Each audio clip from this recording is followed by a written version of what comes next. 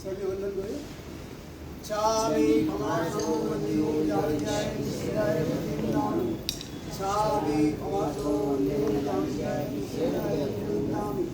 चकासुराय सुपतपा सरियावनमाग सुखसरियाम दातान नमोस्तुते। मागे सातारेजे बार पाणिनो लाभ कोई चाकारण सदी सुभान बुद्धियो में विद्या रायम खामो શાંતિથી અપત્યા પ્રત્યે પ્રત્યેક પાને વિનય વ્યાવચે કલાવે કેવાય ઉદ્રાસને સમાજને અંતરવાસાય કોવી ભાષાય જન્મ મધ્ય વિના પરમ સંવારવા વિવેદાન હમ જનની ચામ ચામે કમાસો દેવ જાણી જાય નિશ્ચય चामे कमासो वंदियो जाय निशिराय वंदिनामि। चाकारण सिंह वायना संदेशो ए चाम चामे कमासो वंदियो जाय निशिराय वंदिनामि। चाकारण संदेशो वायना रेसो ए चाम चामे कमासो वंदियो जाय निशिराय वंदिनामि। चाकारण सिंह वायना अपसार नमो अर्यन्ताणं नमो सिद्धाणं नमो यर्याणं नमो वज्रायणं नमो लोये सब्बसाहुणम् एषो पञ्चन्मुक्तारो सब्बपावपनाशनो मङ्गलानं च सब्बेसिं परमं हवै मङ्गलम् कमठे धनेन्द्रे च शोचितं कर्म कुर्वते प्रभुस्तुल्य मनोवृत्ति पापनाशः मंगलम भगवान वीरो मंगलम गौतम प्रभु मंगलम स्थूलिभद्राज्य जैन धर्मोस्तु मंगलम अंगूठे अमृतवसे लब्धितना भंडार श्री गुरु गौतम समर्ये वांछित फलदातार ओंकार बिंदु संयुक्तं नित्यं ध्यायन्ति योगिनः कामदं मोक्षदं चैव ओंकाराय नमो नमः। अज्ञानतिमिरान्तानं ज्ञानाञ्जनशलाकया नेत्रमुन्मीलितं येन तस्मै श्रीगुरवे नमः। अचिन्त्यचिन्तामणिकल्पसाखिने विशुद्ध सद्ब्रह्म समाधिसारिणे दयार्णवायार्थितदायिने सतां नमो नमः श्री गुरुने निशूरये नमो नमः श्री गुरुने निशूरये नमो नमः श्री गुरुने निशूरये।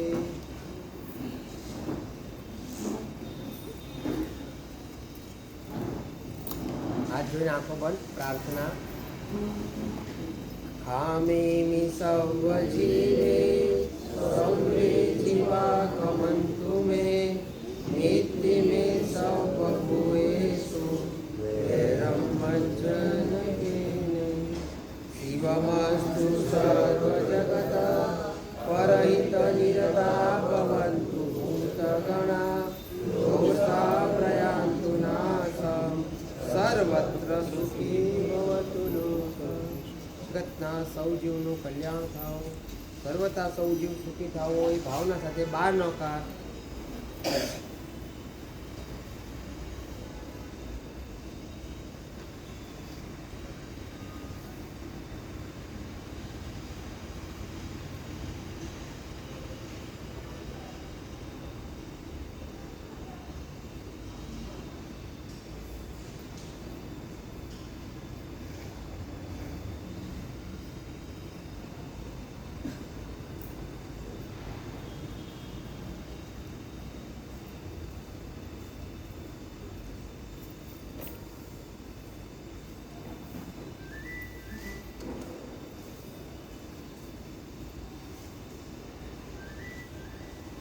वचनाद्यनुष्ठानं हरिद्रव्यपूरितं मैत्रादिभावसंयुक्तं कर्मं सुकीर्त्यते।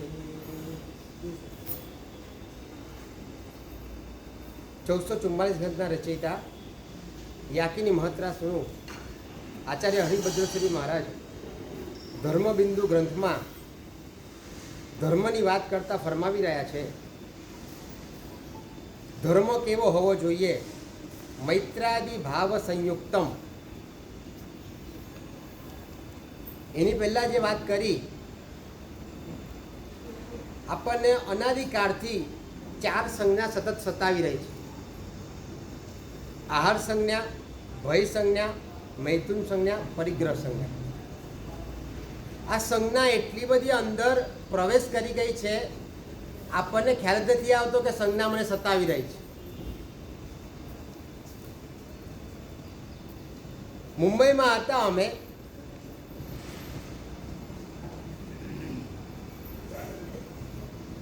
ત્યારે લગભગ 20મા માળની વાત છે. ત્યાં બિલ્ડિંગના ટેરેસ ઉપર એક જ સરખા વિચારવાળા બધા લોકો ભેગા થયા. શેની માટે ભેગા થાય? તમે ભેગા થાવ ને, ઉપર થાવ કે નીચે થાવ. મિલનભાઈ, શેની માટે મિલન થાય? મિલન તો થાય ને, પણ મિલન શેની માટેનું હોય? હા, ભાઈ, તત્વની ચિંતન કરવા માટે, તત્વની વિચારણા કરવા માટે ભેગા થયા. ઘણા વખતથી આવી રીતે જ પ્રવચન ધારા સાંભળી રહ્યા હતા. ગુરુ ભગવંત આપણને જે શ્રવણ કરાવી રહ્યા છે,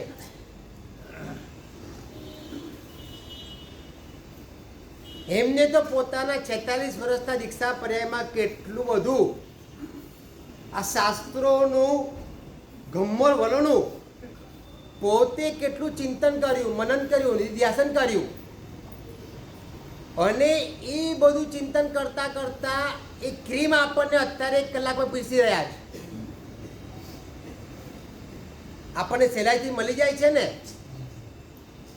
એટલે હજીની કિંમત નથી લાગતી.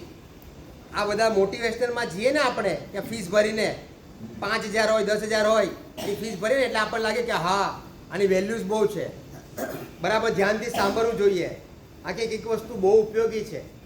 એ ખાલી એક ભાવ માટે બી નહીં, થોડા સમય માટે. તો એની કિંમત આપણને સમજાય છે. ખરેખર અહીંયા જે આ સુધર્મ સ્વામીની પાઠ ઉપરથી બેઠા પછી ક્યારે કેવા ભાવ આવે છે, અને જે આવે છે ને તમને સીધું આપી દે છે, અને આપે છે ને એટલે આવે છે. શું કીધું? પણ આ વસ્તુ મળી ગયા પછી ખાલી સાંભળવાથી કામ નહીં થાય. મિલનભાઈ, પરાવર્તન કરવું પડશે.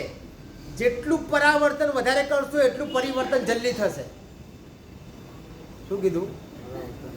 જેટલું પરાવર્તન વધારે કરશું, એટલે આ સાંભળ્યા પછી દાદા ગુરુ મહારાજ અમને કહેતા, ખાસ કોઈ પણ ગ્રંથ શ્રવણ કરીએ ને, મિનિમમ 7 વખત સાંભળવો.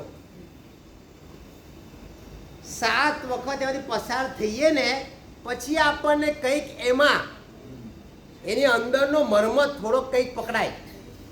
પહેલી વખત સાંભળીએ, સાંભળી લીધું, સારું લાગે, પણ સાંભળ્યા પછી અસર ક્યારે થાય કે એકમાંથી બીજી વાર, ત્રીજી વાર, ચોથી વાર પછી કંઈક આપણને એમાં થાય, કંઈક લાગે કે આ વસ્તુ મને બરાબર હજી સમજાતી નથી, ઉહાપો થાય, પછી એની માટે ચિંતન થાય, પછી એ ગુરુ ભગવાનને પૂછા કરીએ, પૂછા કરીને પાછું નિરાકરણ થાય, નિરાકરણ કર્યા પછી અનુપ્રેક્ષા થાય, એના આગળ પછી આપણને કંઈક આપણું પોતાનું બને. એમને નથી બનતું. આ બધા લોકો ભેગા થયા, 25 વ્યક્તિ ભેગા થયા, તત્વની વિચારણા કરી રહ્યા છે, બરાબર. એટલી બધી આ ભાવધારામાં આગળ વધ્યા છે. એક સાથે બધા બેસી ગયા છે અને બધાને સમજાવવામાં આવે છે કે બધા આંખો બંધ કરો અને બધા બોલો, હું આત્મા છું, મારું સ્વરૂપ શું છે, હું શુદ્ધ બુદ્ધ નિરંજન નિરાકાર છું, અવિનાશી છું, અકલ છું, મારું આખું વાસ્તવિક સ્વરૂપ જુદું છે, હું દેહથી ભિન્ન છું, આ દેહ હું નથી. એ ધારા પર આગળ વધતા વધતા વધતા એ બધા એવા ખોવાઈ ગયા હતા ને, લયલીન બની ગયા હતા, તલ્લીન બની ગયા હતા. પોતાનું ભાન પોતે એ વખતે ભૂલી ગયા હતા એવું લાગતું હતું. ટેરેસ ઉપર બધા ભેગા થયા અને ત્યાં સમાચાર મળ્યા. આ 21માં ટેરેસનો હતો અને 20માં મારે સમાચાર મળ્યા કે આગ લાગી છે. આગ લાગી છે. જે સીડી પરથી જ્યાંથી ઉતરવાનું હતું ને ત્યાં જ ભયંકર આગ લાગી છે. જયંતિભાઈ હવે શું કરશું? ચાલુ રાખશું ને આપણી વિચારધારા. હું આત્મા છું, બરાબર પોતાનું ભાન સ્વરૂપનું ભાન થઈ ગયું હતું અને એમાં ખોવાઈ ગયો હતો. હવે શું થાય આપણને? શું થાય? વિચાર શું આવે? પહેલા ભય લાગે. બસ મારે તમને એ કહેવું છે, ભય સંજ્ઞા સતત આપણને કેવી રીતે અંદર પડી છે, સતાવી રહી છે. શેનો ભય લાગ્યો? મૃત્યુનો ભય. સામે દેખાઈ રહ્યું છે કે મૃત્યુ નજીક આવી ગયું છે. શું કરશું? પ્રયત્ન હવે બચાવવા માટે શું કરશું? સીધું આપણે હા સીએ બેઠા જ ને એટલે મગજ વધારે ચાલે. એટલે પહેલા જ ફોન કરવામાં આવે. ક્યાં ફોન કરે? સીધું બોમ્બેની વાત હતી એટલે પવનહંસમાં ફોન કર્યો. પવનહંસમાં હેલિકોપ્ટરમાં સીધું ડાયરેક્ટ ત્યાં જ ફોન કરવામાં આવે. નજીકમાંથી ફાયર બ્રિગેડને કરે. આ બધે જ્યાં જ્યાં શોટ લાગતું બધે ફોન કરી જ દીધા. ઘરે તો ફોન એવો બી કરી દીધો પાછો કે અમારે બચવાનો ચાર્જ નથી, તું પછી રામ બોલો ભાઈ રામ. તૈયારી કરી લેજો તમે, હવે પાછો આવી શકીશ કે નહીં મને ખબર નથી. કેટલો બધો ભય. આ ચારે ચાર સંજ્ઞા આપણને એટલી સતાવી રહી છે, એટલી અંદર ગાઢ પડી છે, પ્રગાઢ પડી છે કે એમાં યાદ નથી કરાવવું પડતું. સતત યાદ આપણે ભલે બોલીએ ખરી પણ આ તો યાદ આવી જાય. સહજ બની ગયું. સહજ આમ કહેવા જઈએ તો આપણો એક સ્વભાવ બની ગયો છે એવું લાગે. એટલી બધી એકમેક થઈ ગઈ. અને ત્યાં જ આ સમાચાર મોકલ્યા છે. પણ થોડી જ વારમાં હેલિકોપ્ટર આવ્યું.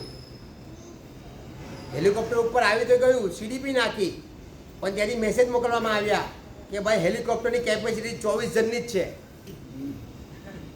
25 પૂરા નહીં આવી શકે. બોલો હવે કોને રાખવા અહીંયા? જયંતિભાઈ તમે હો એમાં ત્યાં તો શું કરો?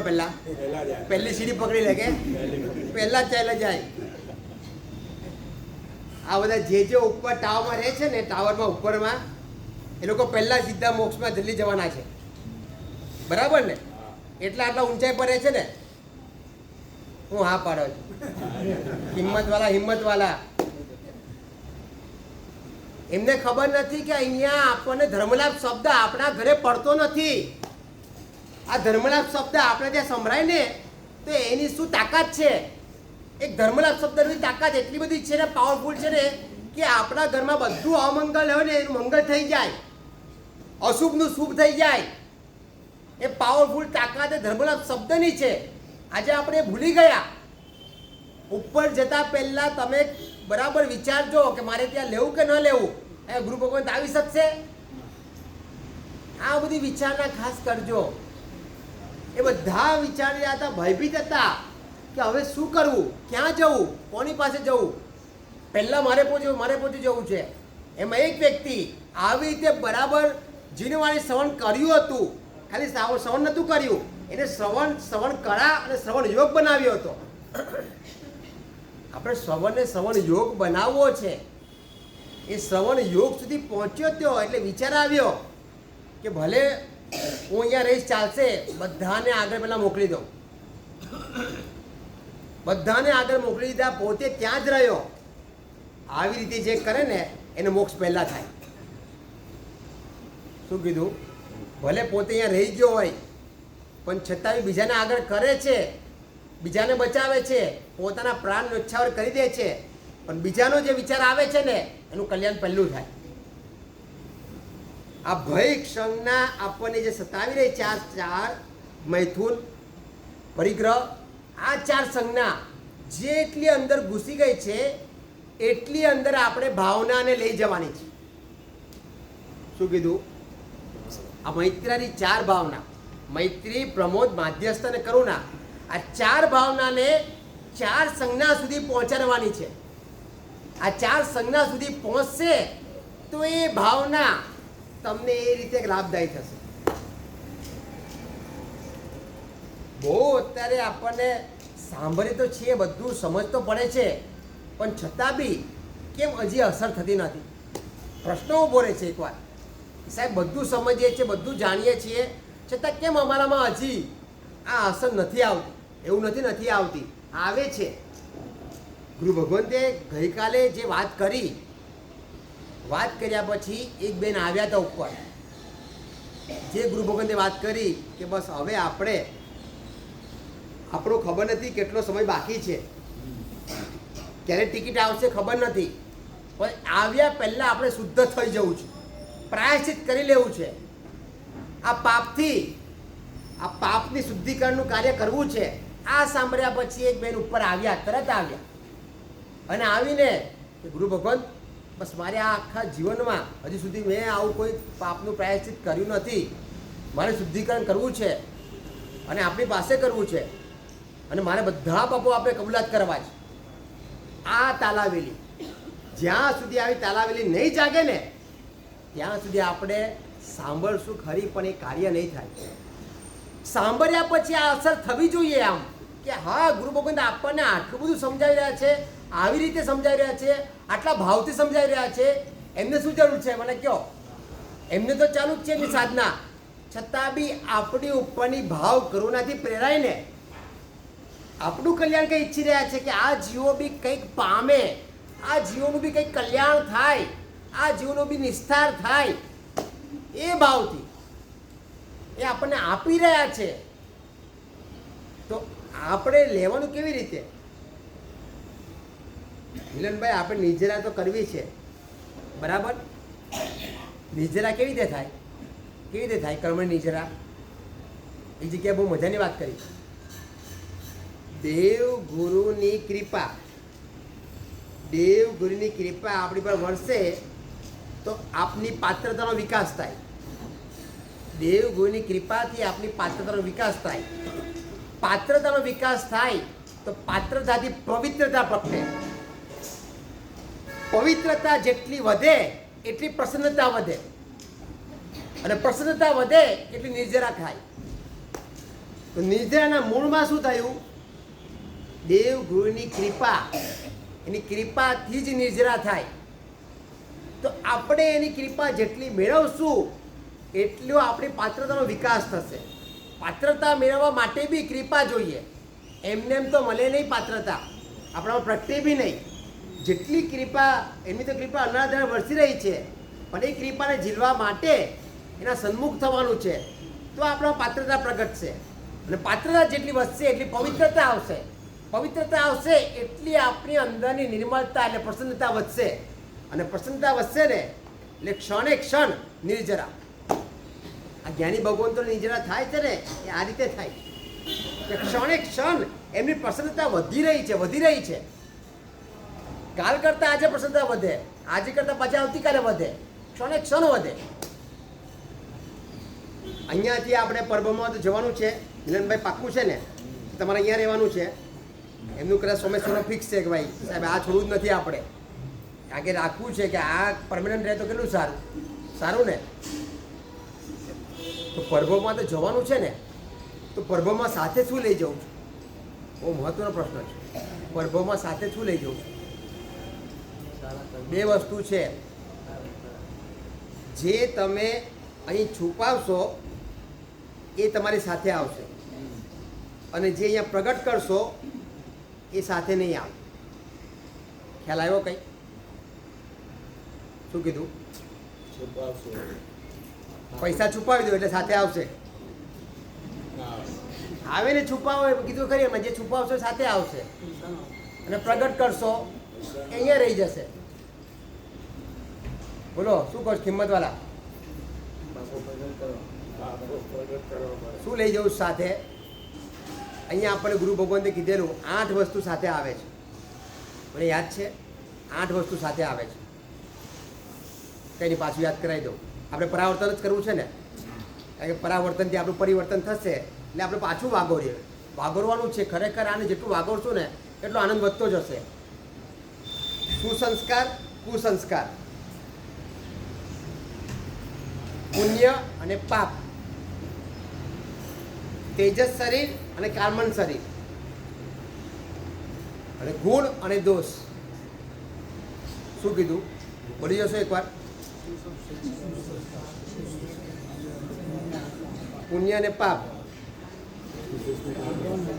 તેજસ શરીર અને કાર્બન શરીર, અને ગુણ અને દોષ. બસ 8 વસ્તુ આપણી સાથે આવે છે. હવે 8માંથી તમારે જે લઈ જવું છે ને એને અહીંયા છુપાવો, અને જે નથી લઈ જવું ને અહીંયા પ્રગટ કરો.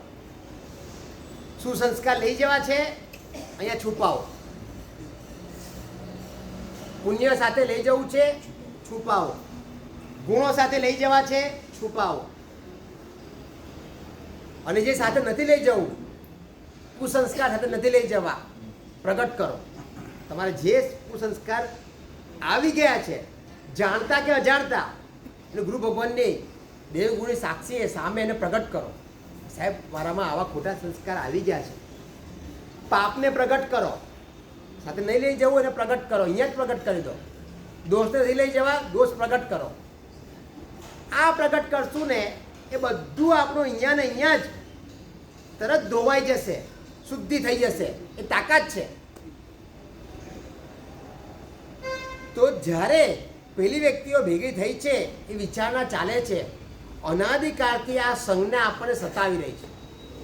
આ સંજ્ઞાનો આપણને ભય હજી લાગતો નથી કે સાહેબ આ સંજ્ઞા મને હેરાન કરી રહી છે, આ સંજ્ઞાથી મારે બચવું છે, સંજ્ઞાથી પાછા હટવું છે, સાધનામાં જોડાવું છે. આ સાધના કેમ હજી કામ નથી કરતી? હું આટલી બધી સાધના કરું છું, આટલા સામયિક કરું છું, સાહેબ આટલું જીવાની પ્રવચન શ્રવણ કરું છું, આટલા પૌષધ કરું છું, આટલું પ્રતિમ કરું છું, સાહેબ પૂજા કરું છું, અષ્ટપ્રકારની પૂજા કરું છું, સ્વધર્મેથી કરું છું, આ ભાવથી કરું છું, છતાં કેમ કામ નથી કરતી? પ્રશ્ન તો થાય ને ઊભા રહીને કે સાહેબ આટલા વર્ષોથી મારું આ જીવન ચાલે છે, છતાં એ સ્તર ઉપર કેમ નથી જતું? તો ધંધો કરો માલનવાલા, ધંધો કરો તો જ્યારે કમાણી કંઈ ના થાય, વિચારો ને. શું વિચારો? ક્યાં ક્યાં હજી મારી ખામી નડે છે? ખૂબી અને ખામી, આ બે વસ્તુનો વિચાર કરવાનો છે. ખામી છે ને ખામી, ખૂબી ને ખામી ફરક શું છે? ખૂબી બીજાની જોવાની છે, ખામી પોતાની જોવાની છે. અત્યારે ઉલટું થઈ ગયું છે. ખૂબી આપણી જોઈએ, ખામી સામેવાળાને જોઈએ. એટલે શું થાય છે? ઉલટું થાય છે. જે તમે સામેવાળાને જોશો ને એટલે સામેવાળું છે દર્પણ, સીધું પ્રતિબિંબ પડશે, એ તમારામાં આવશે. ખૂબી જોશો તો ખૂબી આવશે, ખામી જોશો ખામી આવશે. તો આ સંસ્કાર આપણે પાડવા છે કે જેવા સંજ્ઞાના સંસ્કાર પડ્યા છે એવા સાધનાને એમાં કન્વર્ટ કરવાની છે. સાધનાને એટલી ડીપમાં લઈ જવાની છે. આ અસ્થિ મજ્જા સુધી 7 આપણું લેયર છે ને 7, એ 7 સુધી ત્યાં સાધનાને ઉતારવી છે. એ સાધના પહોંચશે ને. એક વખત હતો, એક સાધક હતો. એ સાધકને આત્મ સાક્ષાત્કાર કરવો હતો. બહુ તાલાવી હતી કે મારે આત્મ સાક્ષાત્કાર કરવો છે. તો એને શોધવા માટે ગુરુની શોધમાં નીકળ્યો. ફરતા ફરતા ફરતા ફરતા ઘણી બધી જગ્યાએ ગયો, પણ હજી કોઈ શોધ મળતી એટલે કરે છે પણ તપાસ કરે પણ હજી ગુરુ મળતા નથી કે જે આત્મ સાક્ષાત્કાર કરાવે. એમ કરતાં ગંગાને કિનારે પહોંચ્યો અને ત્યાં કોઈ એક ગુરુ તપાસ કરતા મળી ગયા કે આ બહુ પાવરફુલ છે, આત્મ સાક્ષાત્કાર કરાવી દે છે. એની પાસે જ એને વાત કરી, મને આત્મ સાક્ષાત્કાર કરાવો ને આપ, કે તારે કરવો છે તમારી સાથે ચાલ. પાછળ પાછળ લઈ ગયો. ગુરુ આગળ ચાલે છે, શિષ્ય પાછળ ચાલે છે. બરાબર ને? આવું જ હોય ને કે શિષ્ય આગળ ચાલે, ગુરુ પાછળ ચાલે. તમારા ઘરે શું હોય? આમ પપ્પા આગળ ચાલે ને પુત્ર પાછળ ચાલે, એવું નહીં ને? હા, જો અમારે તો આગળ ચાલે, બધા જ આગળ ચાલે કે મારે પાછળ એવું જ પડે કે આગળ ચાલે. એ વખતે ગુરુ ચાલી રહ્યા છે, એની પાસે શિષ્ય ચાલે છે, અને ત્યારે બરાબર મધ્ય ગંગા નદીમાં મધ્ય વચ્ચેના સ્થાને ગયા ત્યારે એ ગુરુએ ત્યાં શિષ્યને એટલે ચોટી રાખતો પહેલાં તો ચોટી પકડી અને ચોટી પકડીને બરાબર નદીમાં ડૂબાડી દીધો. ડૂબાડ્યો એટલે એવો મજબૂત પકડ્યો ને, હવે અંદર પાણીમાં ડૂબે એટલે શું થાય? શું થાય? ગુંગરામણ થવા લાગે. એટલે ગુંગરામણ થાય એટલે શું કરે? એ પછી કેટલો પ્રયત્ન કેવો કરે? કેવો પ્રયત્ન? તાકાત નથી. ગુરુ બહુ મજબૂત છે, પાવરફુલ છે, એની શક્તિ આના કરતાં કંઈક ઘણી વધારે છે, પણ છતાં બી આનામાં શક્તિ નથી. છતાં પણ એ બચવા માટે કેવો પ્રયત્ન કેવો હોય એનો? ગમે તેમ કરીને આમ બધું જોર લગાડી દે, પોતાનો શક્તિ જે હોય ને એના કરતાં ઓર શક્તિ લગાડી દે બચવા માટે. અને એવું શિષ્યએ આમ કર્યું અને જે શક્તિ ફોર્સ કર્યો અને બહાર આવ્યો. અને ગુરુને ત્યારે કહે છે કે તમે આ શું કરો છો? કે હું અહીંયા તો આત્મ સાક્ષાત્કાર કરવા આવ્યો હતો અને તમે શું કરો છો આ? ત્યારે ગુરુએ એ જ વાત કરી, મારે તને આ જ કહેવું છે, જ્યાં સુધી તારામાં આવી તારાવેલી નહીં જાગે ને ત્યાં સુધી આત્મ સાક્ષાત્કાર નહીં થાય. જેમ બચવાની તારો જે પ્રયત્ન હતો અને તારી જે ઝંખના હતી અને એ ફોર્સથી તું જે બચવા માટે તે ફોર્સ કર્યો છે, પ્રયત્ન કર્યો છે, એવી તાલાવેલી જાગશે ને ત્યારે તું અમારી પાસે આવજે, આત્મ સાક્ષાત્કાર કરાવીશ. એમ આપણે પણ આ ભાવથી સાંભળશું. આ 4 મહારોગ આપણને બતાવ્યા. પાછા બોલી જશું આપણે કયા કયા રોગ હતા, કારણ કે હવે 2 દિવસ હાથમાં છે, પછી ઔષધ આવવાનું છે આપણા હાથમાં. ત્યાં સુધી આપણે રાહ જોવી પડશે. એ રોગને તો બરાબર સમજવો પડશે કે રોગ આપણને કેટલો ભયંકર છે. વણાઈ ગયો છે. ઘણીવાર તો આપણને રોગ જ નથી લાગતો કે આ રોગ મને સતાવી રહ્યો છે. આપણને એમ જ લાગે કે હા બહુ મજા આવે છે, આવું હોય તો બહુ સારું પડે. કયો રોગ? પહેલો નંબર રોગ, મને કોઈ દુઃખ આવવું ન જોઈએ. બીજો રોગ, મને બધાએ સુખ આપવું જોઈએ. ત્રીજો રોગ, મારા ગુણો બધાએ જાણવા જોઈએ, જોવા જોઈએ, બોલવા જોઈએ. ચોથો રોગ, મારા દોષ કોઈએ જોવા ન જોઈએ, બોલવા ન જોઈએ, સાંભળવા ન જોઈએ. આ 4 રોગ આપણને સતત સતાવી રહ્યા છે. લાગે 24 કલાકમાં સતત, મિલનભાઈ લાગે સતત સતાવી રહ્યા છે. પણ રોગથી બચવાનો ઉપાય શું એ ગુરુ ભગવત આપણને સમજાવવાના છે. 2 દિવસ એટલે કાલનો દિવસ એક જાઓ તો પરમ દિવસથી પાછા ઉપાય સમજાવવાના છે. વૈદ તો છે ને, વૈદરાજ તો બહુ જબરજસ્ત છે, આત્માના વૈદરાજ છે. એકવાર જો એ વૈદરાજની એ આપણી બધી નાડી પારખી ગયા છે. કોને કયો રોગ છે? કોઈને પિત્ત છે, કોઈને કફ છે, કોઈને વાયુ છે, ક્યાં તો કોઈને પિત્ત અને કફ છે, કોઈને વાયુ ને પિત્ત છે. એ બધું જાણી ગયા છે, પણ છતાં એને નાડી તો આપણને બરાબર પારખી લીધી છે કે આને કયો રોગ લાગુ પડ્યો છે. પણ એ ઔષધ બતાવ્યા પછી એ ઔષધનું અનુપાન આપણે બરાબર કરવું પડશે. એ જો ઔષધનું અનુપાનમાં જો ખામી રાખી તો તમે પછી એમ કહેશો કે સાહેબ રોગ જતો નથી, તેમ એમનો કોઈ દોષ નથી. કારણ કે ડૉક્ટર એક જણ હતો ને, ડૉક્ટર પાસે બતાવવા ગયો, ડૉક્ટર સાહેબ આ શરદી ઉધરસ બહુ હેરાન કરે છે, મટતી નથી, આપ કંઈ બતાવો ને. ડૉક્ટરે દવા લખી આપી, દવા લીધી, ખિસ્સામાં રાખી. તો અઠવાડિયા પછી પાછો આવ્યો તો હજી ડૉક્ટર સાહેબ આ મટતી નથી, શું કરું? એ કે પેલી દવા આપી દે, લઈ લીધી દવા. હા ડૉક્ટર સાહેબ જો અત્યારે સાથે જ ખિસ્સામાં જ છે, લઈને જ ફરું છું. આ જો અહીંયા જ છે. લઈને ફરવાથી કામ નહીં થાય, એને બરાબર તમારે આરોગવી પડશે, લેવી પડશે, ગળવી પડશે, તો કામ થશે. એમ અહીંયા જે ઔષધ બતાવે એ ઔષધનું અનુપાન કરવું પડશે. એ બરાબર કરશું તો આપણા જીવનમાં પણ એ જે બતાવ્યું છે હરિભદ્ર સુરીમાં આજે મૈત્રાદી ભાવ સંયુક્તમ તદ ધર્મ ઇતિ ક્રિયતે. મૈત્રાદી ભાવથી યુક્ત આ ભાવનાને સંજ્ઞા સુધી પહોંચાડવી છે. તે ભાવના પણ આપણે લાભદાયી કરે અને ભાવનાથી આપણે પરમ પ્રાપ્તિ કરે. ભગવાન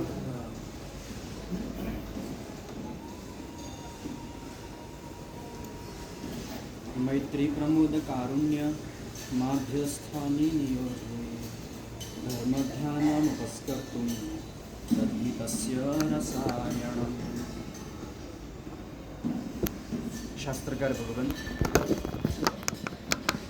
હરિભદ્ર સ્વામી મહારાજા ધર્મના સ્વરૂપની વાત. ખરેખર જ્ઞાનીઓની દ્રષ્ટિમાં ધર્મનું સ્વરૂપ શું છે? રોગની વાત આપણે સાંભળી રહ્યા છીએ. આજે ઔષધની વાત નથી કરવી, ઔષધના ટ્રેલરની વાત આજે કરવી છે. કોઈ પણ મૂવી બોક્સ ઓફિસમાં આવ્યા પહેલા એનું ટ્રેલર લોન્ચ થઈ જાય. કોઈ પણ મૂવીનું હોલ્ડિંગ્સ એ મૂવી જોવા સુધી આપણને ખેંચી જાય છે. મોબાઈલમાં આવતી કોઈ પણ એડવર્ટાઇઝ એ વસ્તુ ખરીદવા સુધી તમને મોલમાં લઈ જાય છે. રોગની ભયંકરતા જાણી, એ રોગના પરિણામો, એ રોગના કારણે બનતી ઘટનાઓ પણ જાણી ઔષધ શું કરશે. શાસ્ત્ર અને જ્ઞાની પુરુષોની આ પરિપાટી છે, આ પરંપરા છે. જેટલી ભયંકરતા રોગની બતાવી એના કરતા કંઈક ઘણી ઉપાદેયતા ઔષધની બતાવશે. રાત્રિનો સમય છે, ઘરમાં ચારે બાજુ બારીઓ બંધ કરી દીધી.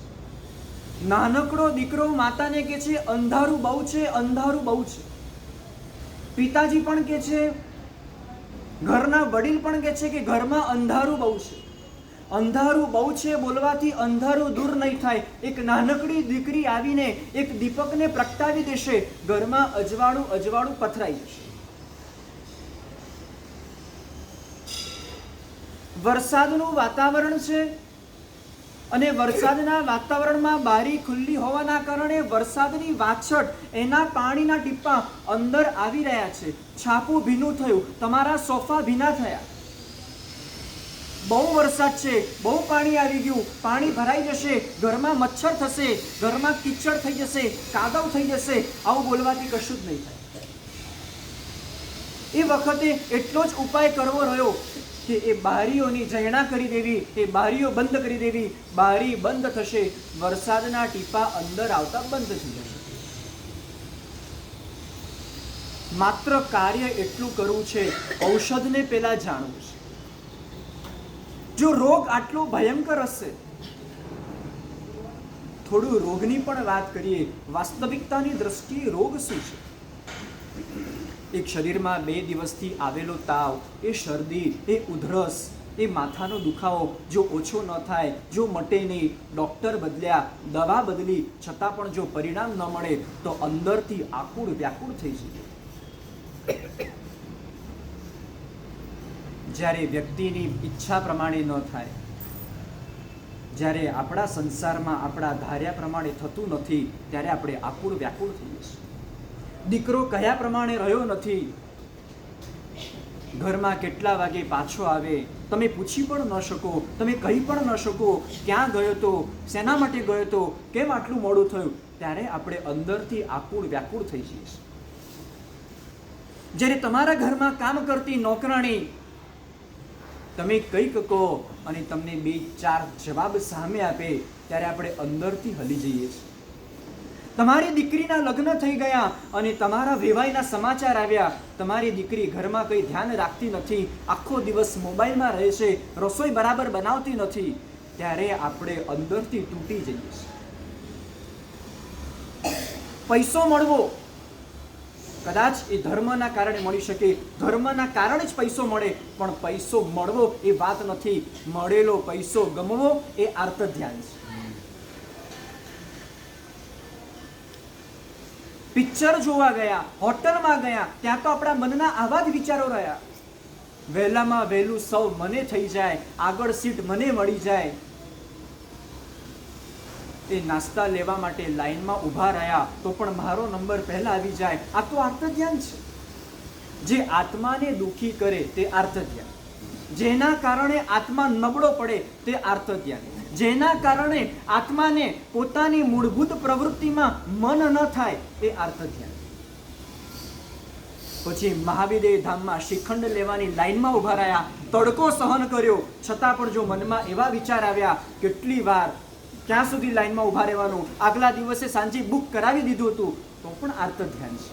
અને પરમાત્માના પક્ષાની લાઈનમાં ઊભા રહ્યા અને નાનકડો બાળક વચ્ચે આવી ગયો, મારે ઓફિસ જવાનો સમય થઈ ગયો છે, આટલી બધી લાઈન શેના માટે હોય છે? જો એ ધર્મના પરિસરમાં પણ આવો વિચાર આવ્યો એ પણ આર્ત ધ્યાન છે. ઓફિસ, ઘર, એમાં આપણા વિચારો આવા રહ્યા એ તો સમજાય. ધર્મના પરિસરમાં પણ આપણા વિચારો આવા. મને ખુરશી મારી વહેલા મળી જવી જોઈએ. મારી ખુરશી પર રાખેલી ચરવડો કટાશનું અથવા તો કોઈ પણ એક સેમ્પલ, ખુરશીને બ્લોક કરવા માટે પણ રાખેલું સાધન જો કોઈ કે ખસેડીને બાજુની ખુરશીમાં મૂક્યું તો પણ આપણે હેરાન થઈ જાય. બારીવાળી જગ્યા નક્કી કરી હતી, ટેકો મળે એવી જગ્યા નક્કી કરી હતી, છતાં પણ જો આપણું આસન ત્યાંથી બદલાઈ જાય, ટેકાવાળી જગ્યા આપણા હાથમાંથી જતી રહે, આપણે દુઃખી થયા. કરવું છે શું? આજ બધી રોજિંદા જીવનમાં બધી ઘટનાઓ આપણી સાથે બને છે. તમારી દુકાનમાં ચોકીદાર તરીકે બેસનારો માણસ, તમે દુકાનમાં એન્ટર થયા, તમે તમારી ઓફિસમાં પ્રવેશ કર્યો, એ ઊભો ન થયો, તમને સલામ ન ભરી, તમે દુઃખી થયા. રોજ જેની ત્યાંથી તમારી ચા આવે છે, આજે ચા બરાબર ના આવી, તમે દુઃખી થયા. આપણે કર્મની વાત નથી કરવી, આપણે સમતાની વાત નથી કરવી, આપણે પવિત્રતા, પ્રસન્નતા, પ્રભાવકતા, પાત્રતા, આ બધી વાત નથી કરવી. વાત કરવી છે પ્રેક્ટિકલ. આ બધું તો ક્યારે દેખાશે? કર્મ ઓછા થયા ન થયા ખબર નથી પડવાની.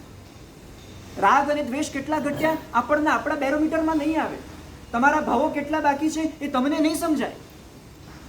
માત્ર સમજાશે શું? એ પ્રવૃત્તિના માધ્યમે હું ડિસ્ટર્બ કેટલો થયો. એક એવું ઔષધ મળવાનું છે. અત્યાર સુધી એ ઔષધ નહોતું મળ્યું ત્યાં સુધી સંસારના દરેક પ્રસંગોમાં તમે શોક કરતા હતા. ઔષધ મળશે, શોકના બદલે શોધ થવાની ચાલુ થઈ જશે. જ્યાં સુધી આ ઔષધ નહોતું મળ્યું ત્યાં સુધી માત્ર ને માત્ર ભવ વધતા હતા. હવે ભવ બદલાતા પહેલા ભાવ બદલાઈ જશે. હા, ઔષધ મળશે એટલે પ્રવૃત્તિની સાથે સાથે વૃત્તિ પણ બદલાશે. અંદરથી આપણે બદલાઈ જઈશું. સતત આપણા મનના વિચારો મને બરાબર સંભળાય. વ્યાખ્યાનમાં કદાચ એકાદ ઝોકું આવી જાય અને જો બાજુવાળી વ્યક્તિ પ્રેમથી આપણને એકમાત્ર હિત બુદ્ધિથી જો જગાડે તો પણ એના ઉપર આપણને દ્વેષ થાય છે. કેમ મને જગાડે? આ બધી ધારાઓમાંથી આપણે દૂર થવાનું છે. માત્ર 4 ભાવના. જો એ 4 ભાવનાને બરાબર ગૂંથીશું. આ કોઈ બજારમાં ખરીદવા જેવી વસ્તુ નથી. બજારમાંથી ખરીદીને આવ્યા, આરોગ્ય લીધી, અંદર ગઈ, ફિનિશ, એવી વસ્તુ નથી. જેટલી વાર એ વસ્તુને તમે સાથે રાખશો, જેટલી વાર એ ભાવનાને સાથે રાખશો, તમે સુખી થશો. બહાર ગમે તેટલી ગરમી હોય, તમે તમારી ઓફિસમાં પહોંચો, રોનકભાઈ એસી ચાલુ હોય, બહારની એક પણ ગરમી તમને અસર ન કરી શકે. તમારા ભાઈઓ, તમારો સંસાર, તમારી દુકાન, આ બધાની જેટલી પણ ગરમી હશે, તમે હેરાન થઈ ગયા હશો, તમે સહન નહીં કરી શકતા હો, પણ આ 4 ભાવનાને સાથે રાખશો, એવી ઠંડક તમને મળશે. એ ઠંડક તમને અનંતા ભવોમાં ક્યારેય નહીં મળી હોય. તમને ખરેખર સમજાશે આ ઠંડકમાં જ રહેવા જેવું છે. પણ વધુ પડતી ઠંડક પણ માણસને નુકસાન કરે એટલે પાછી ગરમીમાં શેકાવા જવાનું મન થાય.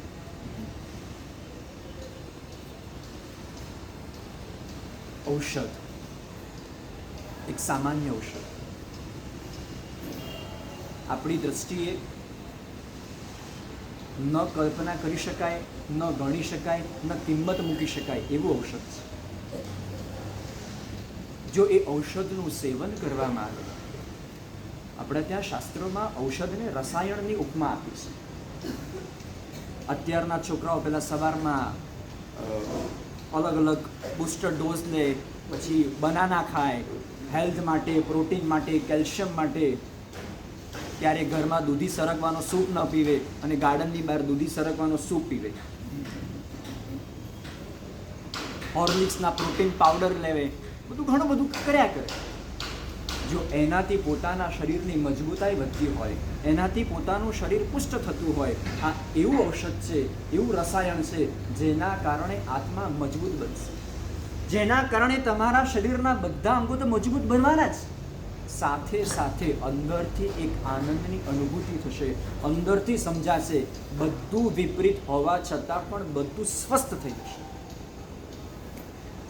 આપણી માનસિકતા એવી હતી, એક નાના કર્મનો ઉદય આવી જાય ત્યારે આપણે અકળાઈ જતા હતા, આપણે બેબાકડા બની જતા હતા. આ કર્મના ઉદયને કઈ રીતે સહન કરશું? સતત મનમાં દુઃખ રહેતું હતું. આ કર્મનો ઉદય દૂર થાય તો સારું, આ કર્મનો ઉદય જલ્દી હટે તો સારું.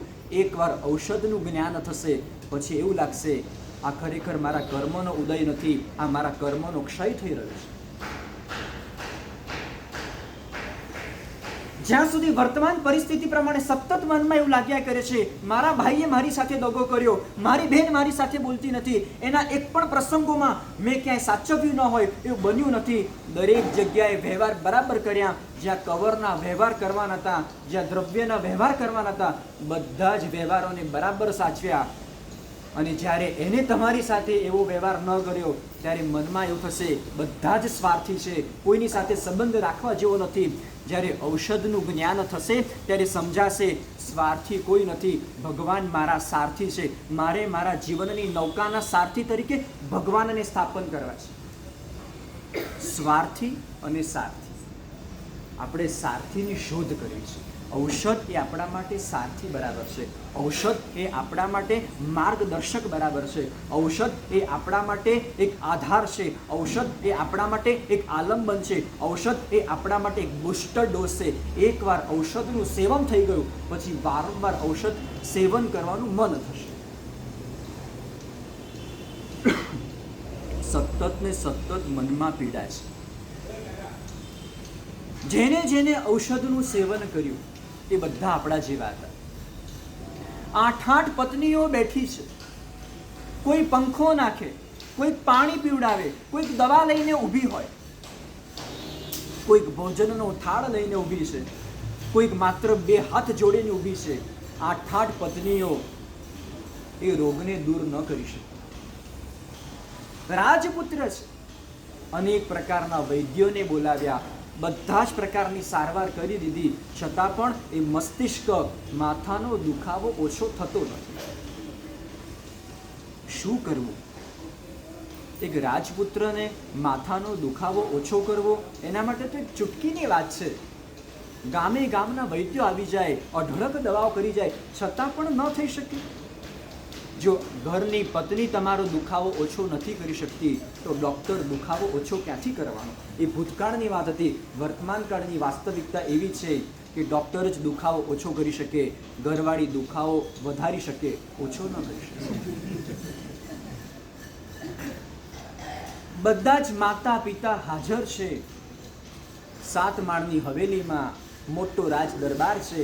રાજ દરબારના મુખ્ય સિંહાસન ઉપર 21 વર્ષનો નવયુવાન પડેલો છે, પથારી પર પડેલો છે. શું કરવું કોઈ સમજાતું નથી. એટલો બધો રોગ શરીરમાં વ્યાપી ગયો છે અને અંતે એક આશાનું કિરણ દેખાયું, અંતે એક સૂર્યના કિરણનો ઉદય થયો. નક્કી કર્યું ઔષધનું સેવન કરવું છે. જો મારો રોગ દૂર થાય તો આવતીકાલે હું ભગવાનના માર્ગે નીકળી. આ જ ઔષધ છે. મનમાં ઘણીવાર એવી કલ્પનાઓ થતી હશે, બજારમાં ફસાઈ ગયેલા 25 લાખ જો આવી જાય ને તો 5 લાખનું સુકૃત મારે કરી દેવાનું. પણ એ માત્ર 25 લાખ હાથમાં નથી આવ્યા ત્યાં સુધી ભાવના રહેશે. જેવા 25 લાખ હાથમાં આવ્યા, બીજા 25 છૂટશે ત્યારે બીજા 5 લાખનું સુકૃત કરશે. અને એ ઔષધનું સેવન કર્યું. ઔષધનું સેવન તો બહુ દૂરની વાત છે, ઔષધનું સેવન કરવાનો માત્ર સંકલ્પ કર્યો, એક સ્ટેપ માત્ર આગળ વધ્યા. એને એ ગોળી મોઢામાં લીધી નથી, એ ગોળી વાપરી નથી, છતાં એ ગોળી હવે હું વાપરીશ આટલો મનોમન ખાલી સંકલ્પ કર્યો અને સંકલ્પ માત્રથી એનો રોગ દૂર થવાની શરૂઆત થઈ. કેટલું સારું! દવા લેવાની નહીં, હેરાન થવાનું નહીં, કોઈ પણ વ્યક્તિને દોષ આપવાનો નહીં, માત્ર સંકલ્પ કરવાનો. આ ઔષધ એવા છે કે આ ઔષધ કે બજારમાં પ્રભાવનાના ઔષધ નથી. આ ઔષધ માત્ર ને માત્ર મનોભૂમિકાના આધારે ચાલવાના છે. તમારે આમાં નથી એકાસના કરવાના, નથી તમારે એમાં પૌષધ, છઠ, આંબીલ, ઉપવાસ કશું જ નથી કરવાનું. જલસા કરતા કરતા ઔષધ લેવાનું.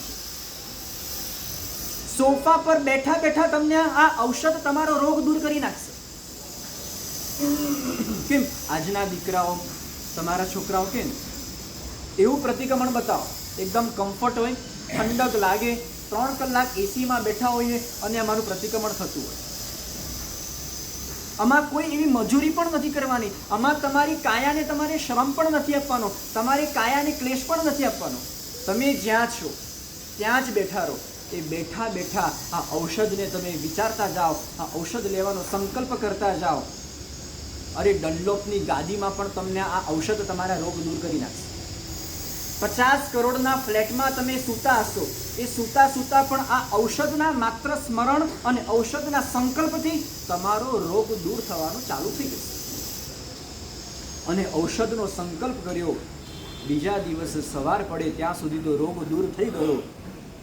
અને જે સંકલ્પ કરેલો એ સંકલ્પે આગળ વધ્યો. જેની સાથે કોઈ સંબંધ નથી એવા વ્યક્તિ જ્યારે શરીર પરની ચામડી ઉતારે છે, કંઈ કરતા કરતા માત્ર અંગૂઠાની આગળની ચામડીનો ભાગ જો સેજ નીકળી જાય ને, રાડ પડી જાય, ત્યાં પાણી અડી જાય, ત્યાં મીઠું અડી જાય, ત્યાં મરચું અડી જાય, હેરાન થઈ જઈએ. એવી સ્થિતિમાં આખા શરીરની ચામડી ઉતરે છે. ખાલી મનોમન કલ્પના કરીએ, જ્યારે કેળાની છાલ આપણે ઉતરતા હોઈએ, જ્યારે કોઈ પણ શાકભાજીને સુધારતા હોઈએ, એ શાકભાજીની ઉપરની છાલ નીકળતી હોય, જ્યારે કેપ્સિકમના નાના નાના પીસીસ થતા હોય, ત્યારે એની અંદર રહેલા જીવની સ્થિતિ શું હશે? આ તો સાક્ષાંત પંચેન્દ્રિય જીવ, સંઘની પંચેન્દ્રિય જીવના શરીરની ચામડી ઉતરી રહી છે. અને ઉતરતા ઉતરતા ઔષધને યાદ કર્યું, ઔષધ લેવાનો વિચાર કર્યો, અને બધી જ બાહ્ય પરિસ્થિતિ વિપરીત હોવા છતાં પણ અંદરથી સ્વસ્થ હતા. આ ઔષધ એવું છે, ઘરમાં જ છે ઔષધ, ક્યાંય બહાર શોધવા જવાની જરૂર નથી. તમને તમારી વાત કરું, લગભગ જેટલા પણ શ્રાવિકા બહેનો અહીંયા બેઠા છે, બધા કિચનમાં રોજ જાય ખરી? તમારું એટલું પુણ્ય છે કે તમે કિચન સુધી પહોંચી શકો છો. સરસ, તમે કિચન સુધી પહોંચી શકો છો. કિચનમાં ગયા પછી અનેક પ્રકારની રસોઈ બનાવીને તમે તમારા પરિવારને વપરાવી શકો છો. ઘણું સારું કહેવાય. ઝોમેટો અને સ્વિગીનું પુણ્ય નબળું છે કે તમારા ઘરમાં એન્ટર નથી થતા. એના માટે તમને ધન્યવાદ. રોજ સવાર પડીને કિચનમાં તમે જાઓ, કિચનમાં ઘણા બધા પ્રકારના મસાલા તમારી આંખ સામે હોય. ધાણા જીરું પણ હોય, મરચું પણ હોય, હળદર પણ હોય, રાઈ પણ હોય, હિંગ પણ હોય, ગોળ પણ હોય, સાકર પણ હોય. આ બધા જ પ્રકારના મસાલાની વચ્ચે તમારે 2, 4, 6 કલાક રહેવાનું હોય. તમે મરચું જોયું છે? આમાંથી મરચું કોણે કોણે જોયું છે? બધાએ જોયું છે. વિહાર કરતી વખતે મરચાની એડવર્ટાઇઝ હતી, રહે તીખા 12 માસ એવું કંઈક હતું. મને લાગ્યું કે આ મરચાનો સ્વભાવ છે કે માણસનો સ્વભાવ છે. મરચું બધાએ જોયું છે. જ્યારે જ્યારે તમે રસોઈ બનાવો ત્યારે જ્યારે ફાઇનલ એને ડેકોરેટ કરવાની હોય ત્યારે ગેસ બંધ કરતા પહેલાં એકવાર તમે ચાખી લો ખરી. ચાખીને પછી જ તમે તમારા પરિવારના સભ્યોને વપરાવો ને, એ તો એમ જ હોય ને. પણ જ્યારે પણ તમે મસાલાનું ખાનું ખોલ્યું, બધું જ તમારી આંખ સામે છે. મરચું તમે ક્યારે ચાખ્યું ખરી? જે મરચાના આધારે તમારી રસોઈમાં ટેસ્ટ આવે છે, જે મરચાના આધારે તમારી ગ્રેવીનો કલર ચેન્જ થઈ જાય છે, એ મરચાને તમે ચાખતા નથી. શું હોય? મરચું તીખું હોય. મરચું તીખું હોય, બરાબર છે. એ મરચું તીખું છે કે મરચાની અંદરનો ગુણધર્મો તીખો છે? મરચાના ડબ્બા ઉપર, મરચાના બોક્સ ઉપર, મરચાના પેકેટ ઉપર લખેલું છે ખરી? કાશ્મીરી લખેલું હશે, અમૃતસરી લખેલું હશે, પણ હું તીખું છું એવું લખેલું છે ખરી? નથી લખેલું. તો તમે કઈ રીતે નક્કી કર્યું કે મરચું તીખું હોય? એના ગુણધર્મના આધારે નક્કી કર્યું કે મરચું તીખું હોય. તમને બધાને ખબર છે, અમારે તો કિચનમાં ખાલી વોરવા માટે જ જવાનું હોય, છતાં પણ અમને ખ્યાલ છે કે મરચું તીખું હોય. મરચાંનો સ્વભાવ તમને તીખાશ, એક ચપટી પણ જો મરચું તમારી જીભ ઉપર આવી જાય ને તો પાણીના ગ્લાસો પૂરા થઈ જાય. આમ આંબીલ અને ઉપવાસમાં પાણી ભાવે નહીં, પાણીની સ્મેલથી ઉલટી થાય. અને જો ખાલી પેટે મરચું ભૂલમાંથી તમારી જીભ ઉપર આવી ગયું ને તો પાણી જ તમને સ્વર્ગ લાગે, પાણી જ તમને અમૃત લાગે. આપણે વાત કરી છે મરચાંની. મરચું તીખું છે, મરચાંને અડવાથી પણ એની તીખાશ આપણી અંદર આવે છે. આપણે મરચાંને અડતા નથી. ગમે તેટલી ડાહી શ્રાવિકા હશે, ગમે તેટલો ડાહ્યો માણસ હશે, એવું ક્યારેય નહીં વિચારે કે મારે મારા જીવનને મરચાં જેવું બનાવવું છે. આપણે એક કામ કરીએ, મરચાંને પેક કરીને કબાટમાં મૂકી દઈએ અને કબાટમાં મૂકીને એને લોકરમાં પેલા લોકથી કોડથી લોક કરી દઈએ તો પણ મરચું એનો સ્વભાવ મેન્ટેન કરશે કે નહીં કરે? તમે એને કોલ્ડ સ્ટોરેજમાં મૂકી દેશો, તમે એને ડીપરમાં મૂકી દેશો, તમે એ મરચાંને કોઈ અડી ન શકે. કેમ કે કેટલીક વાર કેટલીક માતાની માસ્ટરી હોય છે, ઘરમાં એવા પ્રકારનો નાસ્તો બનાવે ને, સવારે બનાવ્યો સાંજે પૂરો થઈ જાય, સાંજે પૂરો ન થાય એના માટે એક મોટો ડબ્બો ભરીને અંદર લોક કરીને મૂકી દીધો હોય. દીકરો શોધ્યા કરે કે ક્યાં છે, દેખાતું નથી.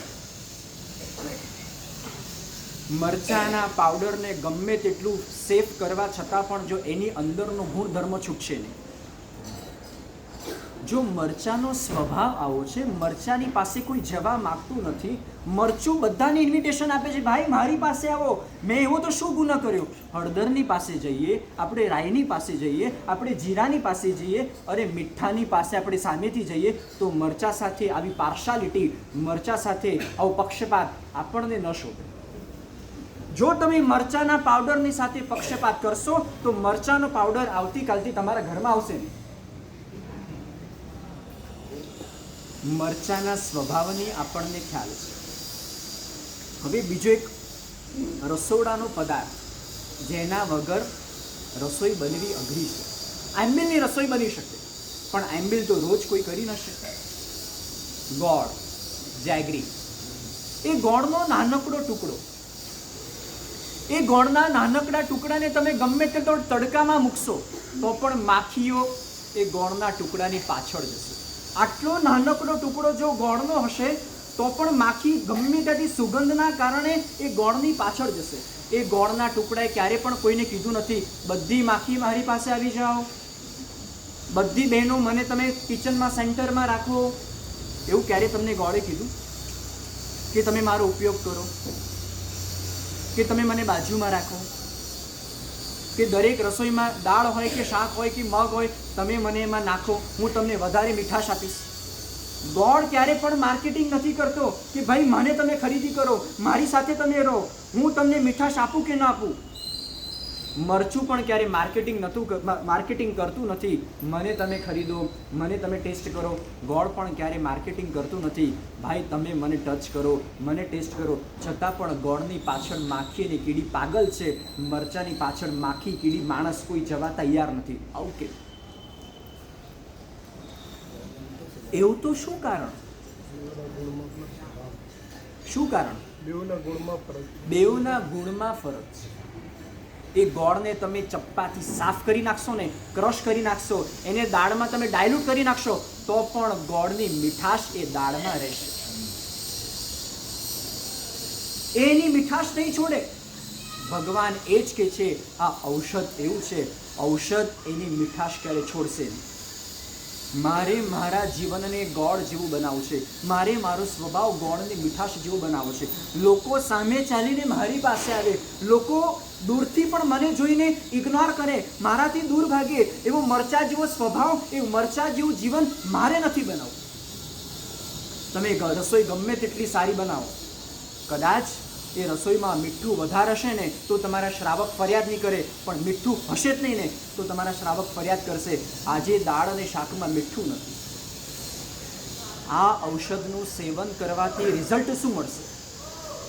આ એવું ઔષધ છે, જો એનું સેવન કરશો તો તમારી ગેરહાજરી તરત જ નોટ થશે કે આજે ઘરમાં શાંતિ છે, આજે ઘરનું વાતાવરણ શાંત પડી ગયું છે, આજે ઘરમાં પ્રસન્નતા નથી, આજે ઘરમાં શાંતિ નથી, આજે ઘરમાં ખુશી નથી. તો ગોળ અને મરચું એ આપણા જીવનમાં કઈ રીતે ઉપયોગી થશે આવતીકાલે વાત આગળ કરશું.